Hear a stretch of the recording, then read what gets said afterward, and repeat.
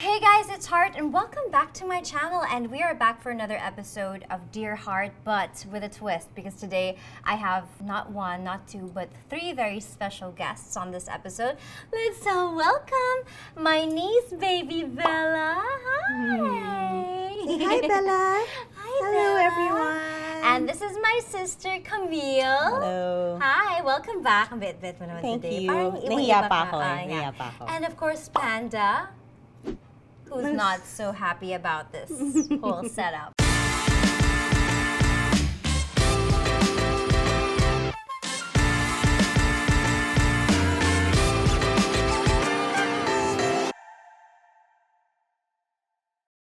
This is Camille. She's my older sister. You've met her in our past vlogs. Today we're going to talk about stuff.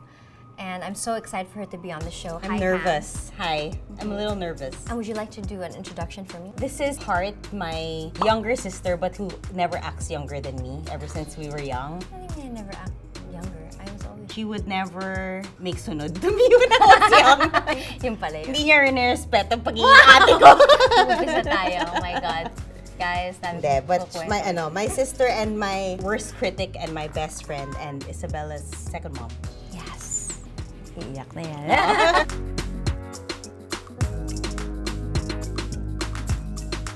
It wasn't really good in the beginning. Yeah.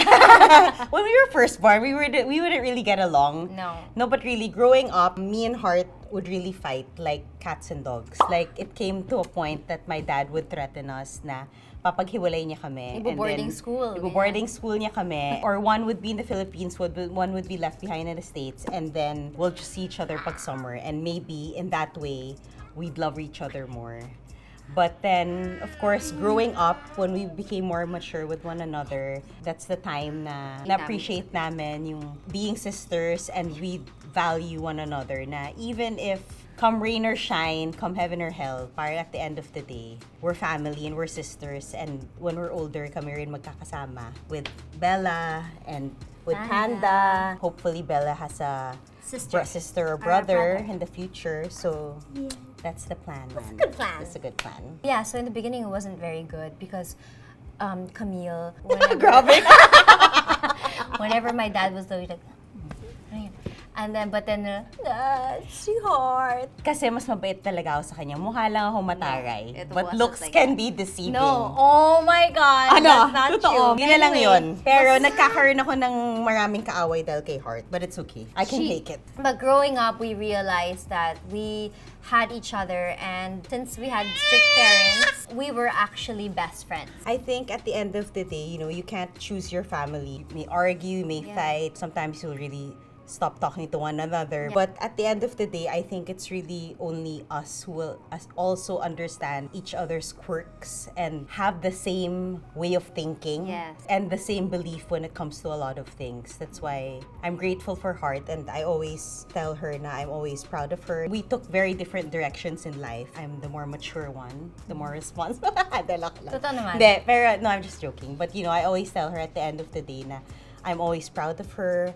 I'm proud of everything that she's accomplished. She's very talented in a lot of things. Parang everything she touches turns to gold. And Wow! Hindi, totoo talaga yun. Parang everything na parang ang galing, may magaling. And, I'm proud to be her sister. I'm proud to be her ate. For me, the best part, kasi when I was younger, I was not really included in a lot of activities in school.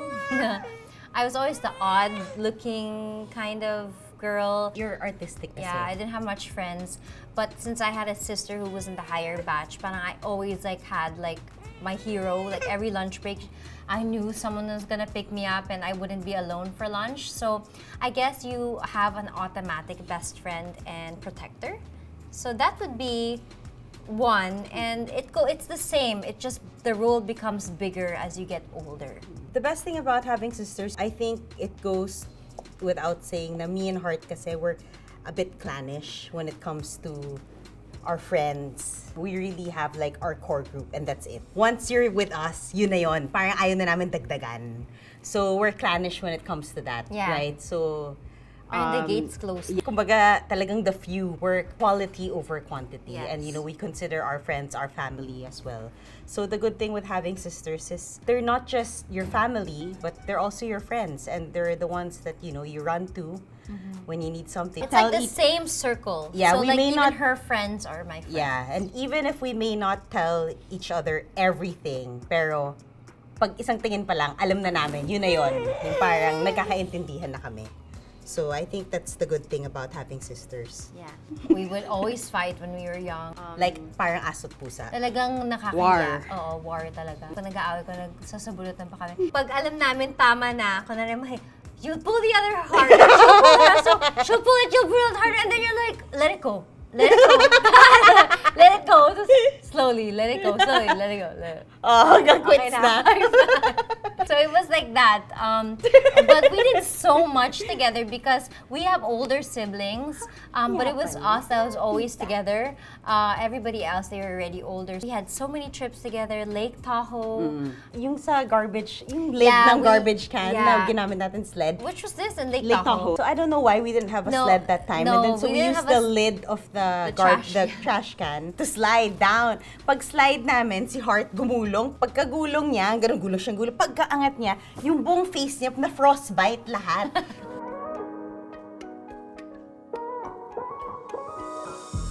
We were older and our love lives got complicated and the family got I didn't get complicated. I don't know about your love life. My love life No, was I'm not saying is, like, complicated. I think adult. pag nagkakainisan kami ni Heart, it's more of we don't text each other or call each other muna. Parang nagpapalamig mabilis na lang lang. kami. Mabilis lang nga, Just days grabbing lang. na And then after, yun na, okay na kami. I guess when you're blood kasi, parang you really do need each other. Actually, our Yaya Juliet, She's the one who raised us. she was there before we were Yeah. born.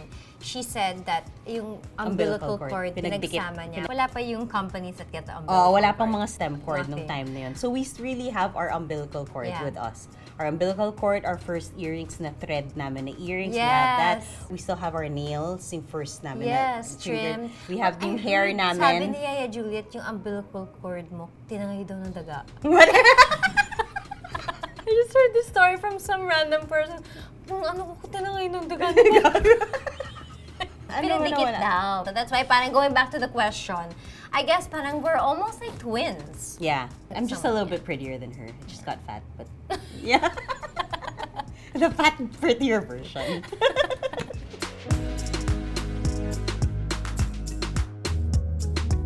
Oh my God, wala ganun si Camille. In fact, I'm the ugly one. Like, my God. Oh, Paano wala ba? ganun. No, wala talaga. 'Cause I guess we both do different things Yeah. and we both do it differently. Yeah. Diba? Like growing up in Barrio Fiesta in San Francisco, we would always, after school, we would be in the restaurant. Change into a Filipiniana. Filipiniana. And I would be singing with the waiters while Camille would be, at 12, she was the cajera. And Do the dispatcher. Dispatcher. Yeah. So it's more of, ever since we were young, si Heart was really like in the front of the house. And then parang me, I'm more like the back of the house. Yeah. So she's the one yung hindi siya nahihiya. She's more of a people person than me. And I think same goes with her accomplishments and what she's achieved. Instead of being jealous or feeling envious over what she's accomplished, it's more of I have a sense of fulfillment na I see na she's done and achieved over and beyond what a lot of individuals would. No, it's true. I always say that. And what a lot of individuals could achieve in their lifetime. And for her, that's why I always tell her to count her blessings and Grabe na, nakakahiya. bakit? It's Parang true naman talaga exaggerate eh. tayong I friends. always tell you that. No, I guess what it is Because she always, may times na pag nagtitext siya, ano Camille, tingin mo, okay ba? Okay ba? Ang tingin mo, maganda ba?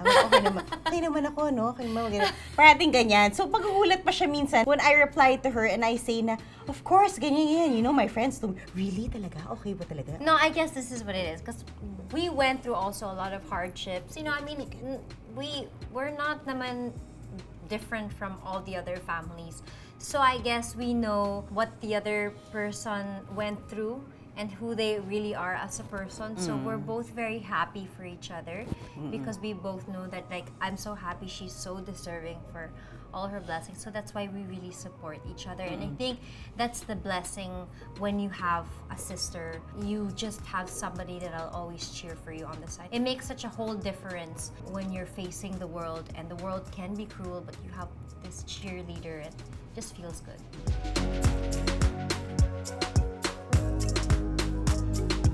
If you think I'm Kikay, you know, this girl here is the one that's super duper, like, the word is balidosa. More before. Before, Not anymore now. yeah, I have really? no time. Because of your baby. Because of Bella, yeah. I'll help you. Ja. So she has like all the tricks. Parang me and Heart, ang pagkabanidosa namin is different. Like si Heart, she likes to be in heels. I cannot wear heels anymore at this moment in time.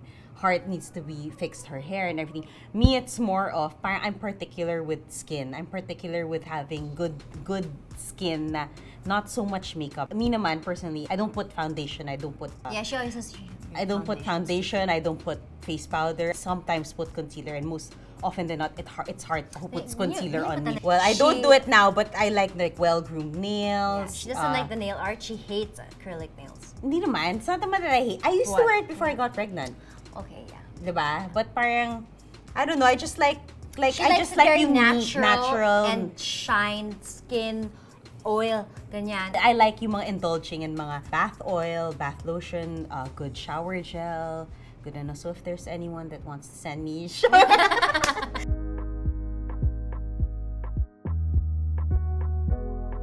I was young. I was really young. Si Heart's not particular with those things. Hindi siya I mahilig started when I maligo. was... Grabe ka! Kapal ang mukha mo. I started major skincare when I was 25. But before that, it was just sunblock or just whatever the derma would give me, that's what I'd use. But Camille would go on trips and she would really discover.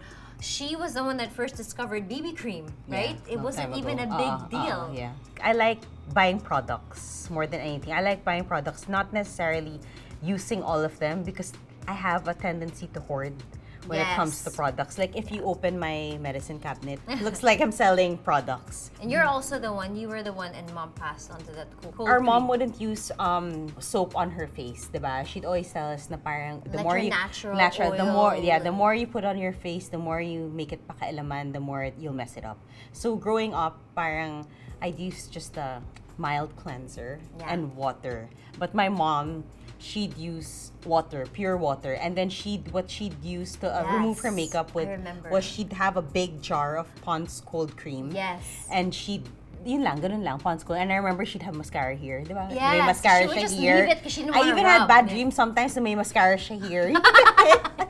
The grudge. Oh, so may mascara. And then she just leave it, and then ganun lang. And my mom never had, I don't remember ever seeing her with one pimple. That's true. Never, Yeah, not even she one has really blackhead, nothing, zero. Yeah. Like crisp pores. And she would or leave the cold cream and sleep like this. She'd put petroleum jelly on her feet and leave it overnight para lang her soles would always be soft. So me, I started when I was 25 when I really started to do anti-aging. I did a lot of like BB cream. I was obsessed with BB cream and sunscreen.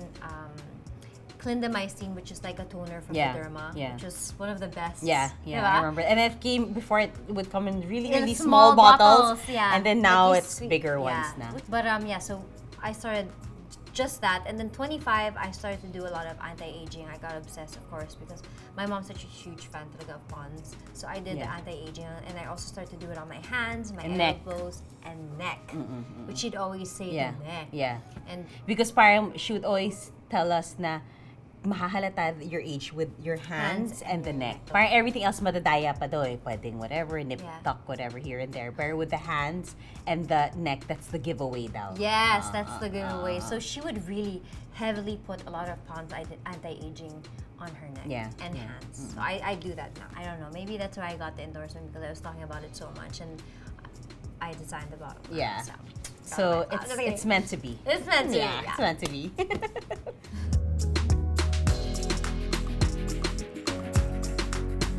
Actually, it's the other way around. I think I learned more from her when it came to love problems, because Mas may experience siya sa akin. Whatever. You're so plastic. Camille was so Oy, secretive grabe. about Of her course life. not. You never told me who your first boyfriend was. I don't know. Did I don't- have a first boyfriend? Who was my first? I don't remember anymore. Yeah, so sobrang ganyan. I think she got that from my mom. My mom's Past also, is past. My mom's also very secretive. I don't even know her real age, by the way, my mom. I don't know. When she gets an operation, they ask, Mami, yung date No, birth, sabihin mo na ano. And she has such a strong personality that she'll be able to really control the situation and wala na. 43 na lang siya, pero I know she's not. So Camille is the same. So when it comes to her love life, it's a My puzzle, love- it's a mystery. I Oy, really don't know. grabe. I just remember one This is specific growing up? night when I was 16. And my dad started to go down the stairs and said, and I heard the key, shh, come here! And then yon. So, And I was grabe. banished to the States. She was banished. She was really banished from the Philippines and she was sent to the States. And I remember that night. But I we never stayed gave up- him a headache after that. That was Yeah, just my natuto lang one siya. mistake. And I was 19, Yeah. 20. And it was a mistake, yes, I could say. Learning, no, not a mistake. It was a Wasn't that a learning curve. Well, my Anna says not for good. I think the difference, thinking she has a stronger personality, parang she's really afraid of my dad and my mom. Although I'm afraid too, but I felt that because I saw all of them just really bow down, ganyan. I felt that I couldn't miss up certain chances in my life, and as the youngest one, I felt that I just had to do it. So in a way, I think I'm a little bit more rebellious. Mas masunurin ako. Super masunurin siya. So ako, basta I made sure that they don't see me. I'm so scared to go to Greenbelt and to Rustan's Forbes because my mom might be there. I learned siguro for me, not naman learned, but I think that's what makes me different from her. I thought she was matapang, but I was mas matapang in that aspect. Even if our gap, it's 3.5 years but when it comes to that part of our lives, our love lives, when we were younger, parang, I can't say We that. never really meddled Yeah, kasi with one another. I mean, my Parang it's- parents were Yeah. very whatever, but then kami, we Yeah. allowed each other to live and do what I'll see her when she's out, and then if she's out, I'm out. Oh, let's have fun. That's Yeah, it. And then yeah. uwi kami sa curfew namin. But normally, like, we'll go home even 30 minutes before the curfew because the dogs would bark. Yes, and so we they could would- never they be would late. wake up. We could never be late for our We had like curfew. 20-something German Shepherds Yeah. growing up, so they were so loud. A Kung mile hindi away kami pa lang kami, hindi makakatakas. talaga. Leaving the house pa lang, I remember I'd wear a cardigan every time. Kahit naka-tube top ako sa loob, spray, Talaga? strap backless. Basta may cardigan ako. Bye, Dad. Totoo, my But- Black Morgan cardigan. Morgan, Morgan, oh my every God, time. Morgan. Bye, Dad. Ganyan. Every time, pagtagutok. Naka-backless pala. But then with certain things, like I couldn't get a tattoo. I never did. I only got a tattoo recently. Camille, hindi pa alam ni Dad. Dad, may tattoo ka. Meron na nakita niya. Nakita Ngayon, niya to, hindi niya oo. alam. Yung Diba? iba, hindi niya Declare. alam.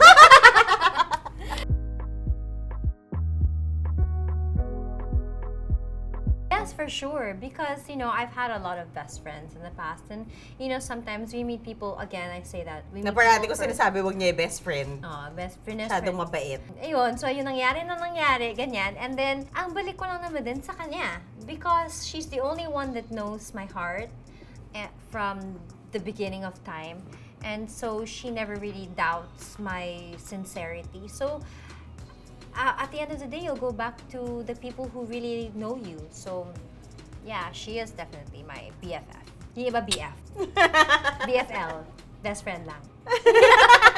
Of course, it goes without saying that, Heart's my best friend. She's my younger sister. And parang feeling ko it was my role to always protect her ever since we were young. Not just with parang being bullied in school. With everything. Parang, not just with her in school, parang everything sa family na, basta lahat, everything, parang, Parang if all else fails, yeah. we'll sell all our jewelry Basta parang and feeling we'll ko, live together parang, and yeah. it's just us. Oo, Yeah, oo. we're okay. Parang defensive ako when it comes to her. Parang it's like a touchy subject. So parang I'm more, parang lumalabas yung rawr ko pag someone talks bad about her. Stuff like that. Parang hindi ako papayag. Mas gusto ko na, awayan niyo muna ako bago niyo galawin si Fred. No, which is true. A lot of people are so quick to judge, without knowing the person, only seeing like I've always made it a point, not just with Heart, but with anyone in general, I never judge. Because you'll never know what the real situation is, what the real deal is. And you'll never know till you're in that situation. Na, ay, ito pala, si ganyan, si ganyan. So I hate people like that. And most especially when people judge her, naiinis ako because they don't know, you know, the goodness in her heart na parang ang dami nilang comment, dami nila. Kaya tuloy, napapaaway ako minsan. But really, I don't care kasi kumbaga, there's a cause naman. It's not like a lost cause. I guess for Camille and I, like, even Cheese knows, when we're really, really old and ano na ako noon, 90-something na ako noon, and 90-something. Baka Obviously, 100 wala na na ako si nun. Cheese. Kami talaga yung magsasama. Yeah. So, like, kami talaga in the end. We'll live together when we're old. Yeah. With Yeah. our dogs and our kids. Yeah. We already made that promise before na we won't raise our kids like cousins, but we'll raise them like, if she's gonna have a boy, you know, we'll raise them like brother and sister, or both girls sisters. Hi, Yogi! Pandal. Not like them. Tignan mo sila. Away bate. Pero ganyan tayo ng bata. Ganun din.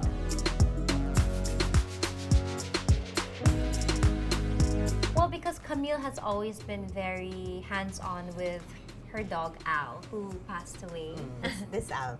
Yeah, this is here, Al. This is Al This here. is Al. This is and- my son, and then this is my daughter, Yeah. Isabella. He would eat lamb. And Yeah, then ground lamb with sayote and carrots and potatoes, all Yeah. organic. she was like that to Al, her dog. So I knew that she was gonna be a good mom. And my mom also, when we were young, she was a doting mother. So I knew that she was gonna be With like our that. clothes, they were both, you know, our parents were very meticulous with how it was stitched. Ano niya, normally, if Heart's wearing this purple dress, I'll wear a pink version. Yeah. May mga ganun kami. Laura or, Ashley. Oo, yung mga hair namin, lahat, everything, down to our stockings, our socks, our shoes, Yes. everything was parang always perfect. Yeah, So I yeah. think that's what we got from them. Yes. Na parang, kung baga yung parang the saying na bawal matapuan matapuan ako ng ng lamok. lamok. Langaw. Langaw. Lamok or langaw. Pareho Something lang like that. yun. So parang ingat na ingat sila. Konting gasgas hindi pwede. So parang, Yun lang may garapata lang. Kasi dami kaming aso. Yun lang may Oo. garapata. But they were like that. So when she became a mom, it was also very inspiring because for me, we were supposed to give birth at the same time. Yeah. Our babies would have had the same birthdays. Yeah. So I guess like it's also in a way kind of orchestrated because it's like I gave birth pa rin because she gave birth, Yeah. and that's for us. It's the I same think thing. it's like her baby soul is also in Bella. Or it can also be parang kinuusap muna niya na Mauna ka muna. grabe naman yon. So yun, Kahit si Al, kinausap si Bella in na heaven. siya na muna pumalik. Oo. I saw not much changes, but I guess parang I'm just not used to her being super ayos. Tamad na tamad talaga siya ngayon.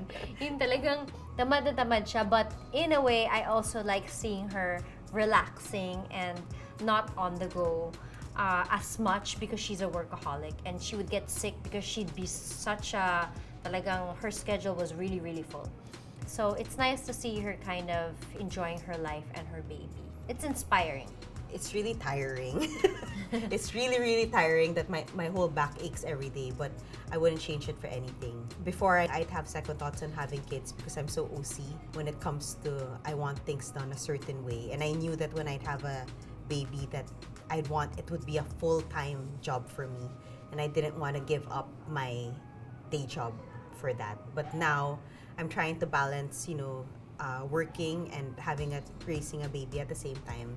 And it's very iba yung feeling. I always tell her at night when she's sleeping na parang siya yung hinihintay ko. She's my missing piece. Dude, look at me kasi. She's my missing piece in life. When it comes to Heart, that's why when it comes to her, you know, my wish is parang feeling ko, kaya una pinadala ni God si Bella, is parang prepare siya. Because feeling, you know, parang wala man kaming dalawa eh. And, you know, I'm happy pag nakikita ko yung binubuhat niya. Pag nandyan si Bella sa kanya.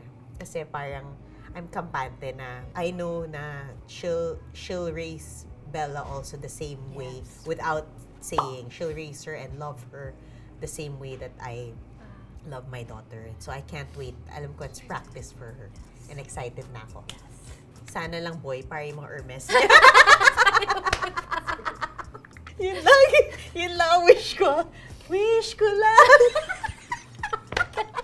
Okay, so I hope you guys enjoyed this episode of Dear Heart with my sister Camille, Bella, who's back, and Panda over here, who's ready to face the world. Thank you so much for ending welcome. it. And yes, for anything else, if you want to see more of my sister here on my channel, you could comment down below. And if there's anything, other topics you want to discuss for another episode of Dear Heart, you could also comment down below. And thank you so much, Bella, for gracing the show. Bella! Busy siya. And thank you so much, Panda. Oh, she's like, it's so boring. Okay, so guys, this has been Heart. Thank you so much. Like and subscribe.